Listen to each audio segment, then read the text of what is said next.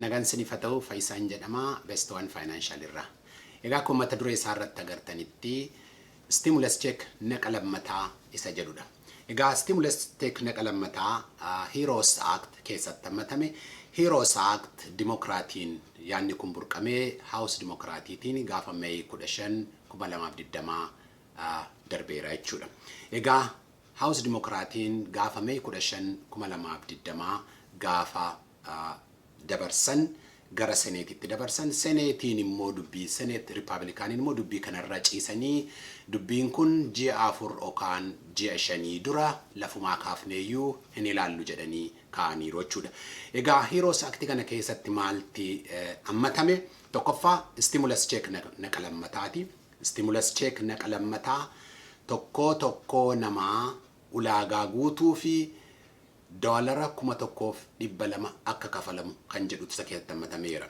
Nama tokkoof $1,200 maatii dipendentii qabu sana amma dipendentii sadiitti tokkoon dipendentii maatii sana $1,200 akka argatus murteesseera. Yeroo stimulusii isa darbee sanaqa tokkoffaa keessatti children's isa jedhudha. Dependent utuun ta'in children's yookaan immoo ijoollee umuriin isaanii 16 isaa gadi ta'e duwwaatiif $500 kafala. Inni ammaa kun garuu dependent ijoollee isa jedhu sana geddaree dependent jedheera. Kuni maadha? Daa'ima ta'uu hin danda'a, maanguddoota ta'uus hin danda'a jechuudha. Garuu lakkoobsi isaanii 3 duwwaadha. Namni daa'ima 4 qabu yookaan immoo daa'ima 3 maanguddoo tokko qabu 3 isaanii duwwaatiif $1,200 argataa jechuudha. Inni lammaffaan Heroes Act keessatti kan hammatame unemployment benefitidha. Egaa unemployment benefit yeroo hammaa kana isa isteetiin kafalu irratti dabalata federal governmentiin $600 dabalaa jira jechuudha. Inni kun immoo inni $600 dabalata federal governmentiin kafalaa jiru kuni July 24 dhaabbataa jechuudha. Egaa Heroes Act keessatti maal jedhame? Unemployment benefitiin inni $600 dabalata federal governmentiin itti CARES Act keessatti akka dabalata kafalamu murteesse kuni hanga January 2021tti akka extendii ta'uu gaafataa jechuudha.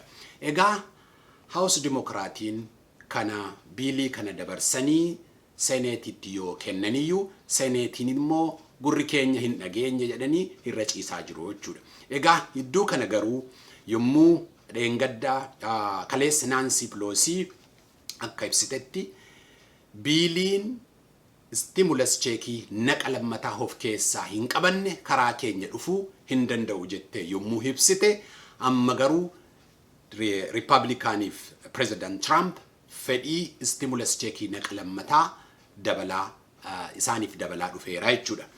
Egaa Nancy Pelosi kaleessa akkuma ibsitetti biiliin stimulus cheekii naqa lammataa of keessaa hin qabne gara keenya yoo dhufe millanneeyyuu hin ilaallu jettee ibsiteetti.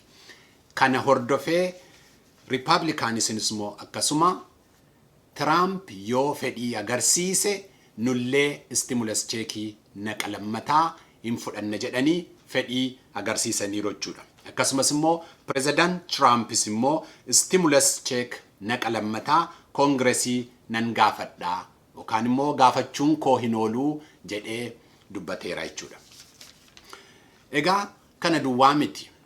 White House keessatti namoonni murteessoo ta'anis immoo akkasuma stimulus packagein dabalataa dirqama barbaachisaadha jedhanii ibsaa jiru jechuudha. Egaa Trump stimulus cheekiin naqa lammaffaa kana utuma barbaadu iyyuu garuu yeroo inni barbaade gara Oktoobar yookaan Noovemberiitti. Kuni maali yoo jenne yommuu filannootti hiiqee yommuu stimulusii kana kenne filannoo koof na gargaara jedhee abdii waan qabuuf. Garuu warri Dimokiraatiin stimulus cheekiin kun hammuma ta'uu qaba. Yoon ta'u ta'e biilii waa tokkoyyuu hin dabarsinu jedhanii murtoo isaanii waan agarsiisaniif amma Republicaaniif President Trump fedhiin isaanii dabalaa dhufeera jechuudha.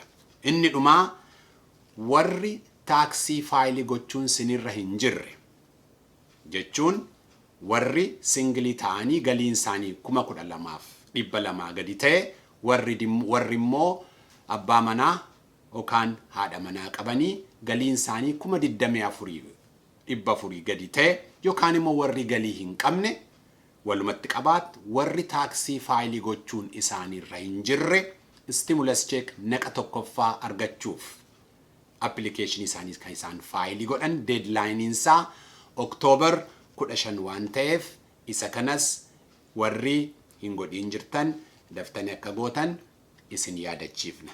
Egaa gara fuulduraatti stimulus check naqa lammataa ilaallatee odeeffannoo jiru akkasumas immoo waa'ee maallaqaa irratti odeeffannoo karaa chaanalii kanaa isiniin geenyu akka daftanii argattaniif notification bell tuqu hin irraanfatinaa.